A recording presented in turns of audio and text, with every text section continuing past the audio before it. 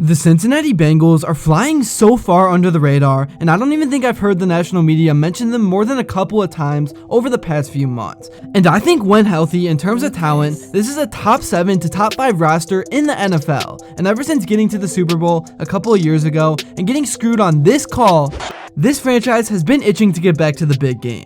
So is this the year they can get back to the dominance they've been having as of late? I think it is, and I'm gonna tell you why. But before I begin, I would really appreciate it if you would drop a like and subscribe. It only takes 5 seconds, plus you can always change your mind. We are on the road to 30K subscribers, and with your support, I believe we can get there super fast. Alright, so to start things off, we have to talk about Joe Burrow. Literally the only thing that has been holding him back the last 2 years is a poor offensive line and injuries.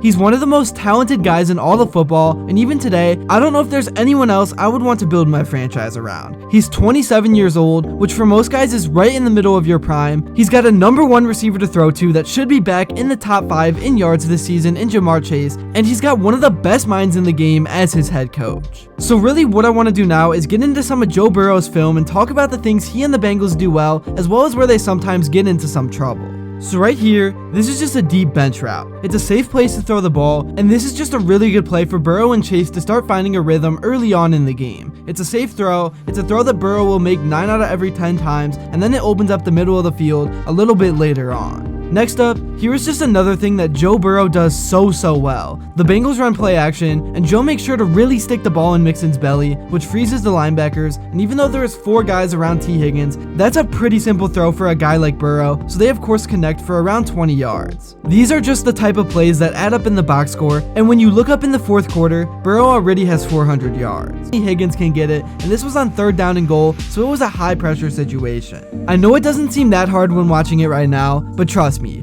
you have to be an elite QB to consistently make this play, and Burrow does it. Here is another one of those play action concepts, except this time Burrow fakes the pitch left and swings right. This is one of those times where Jamar Chase has a one-on-one matchup and his job is just to get open. And he of course does that, which creates an easy throw for Burrow and a big gain to get to the other side of the field. Moving on, so now that I talked about the good, now I want to talk about the bad, because Joe Burrow isn't perfect, and neither are the Bengals as a whole. And sometimes when Burrow does throw interceptions, they are really bad. But he's gotten a lot better at limiting them every year in his career. This one right here, some of the bad Joe Burrow stats can be a bit misleading. Anyways, moving on, now I want to talk about some of the position players around Joe Burrow as we head into 2024 on the depth chart. So they got Jamar Chase, T. Higgins, and Jermaine Burton out wide, with Mike Gesicki at tight end. And then at running back is where things get interesting, with Joe Mixon now being on the Texans. They will have Zac from the Bills and Chase Brown in the backfield. Last season, Moss had 794 yards, and for his career, he had just over 2,000 with 14 touchdowns. But as the main guy on this team, I expect those numbers to go up. But the Bengals are definitely going to be a pass-heavy team.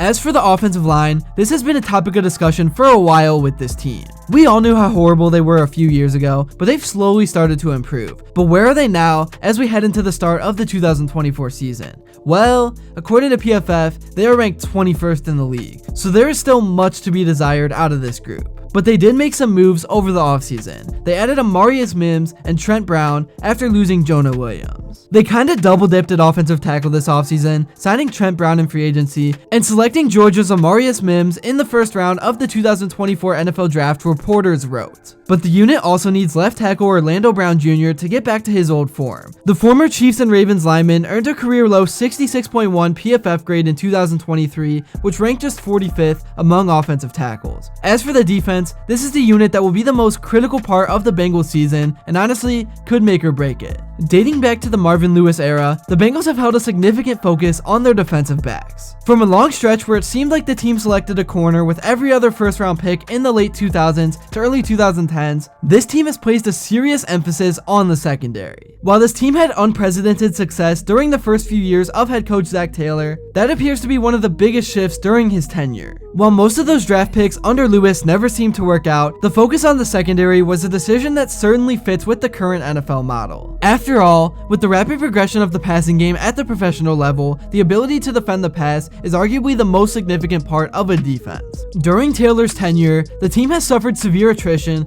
and will be starting one of the least experienced pairs of cornerbacks that this team has started in decades. While 2022 2nd round pick Cam Taylor-Britt and 2023 2023 second round pick DJ Turner have shown signs of excellence, there have also been some serious red flags concerning their consistency. Turner started off last season looking like a defensive rookie of the year candidate before his analytical numbers torpedoed to remarkable lows during the second half of last season, while Taylor-Britt has shown signs of injury woes. On top of the youth movement at the cornerback position, the team made a conscious decision to go with quantity over quality at the safety position next season, as the team picked up 2 average free agent safeties in Von Bell and Geno Stone. While many analysts have praised the acquisition of Stone, given his total of 7 interceptions last season was second in the NFL, it is apparent that most of those interceptions were due to easy late game picks rather than quality defending.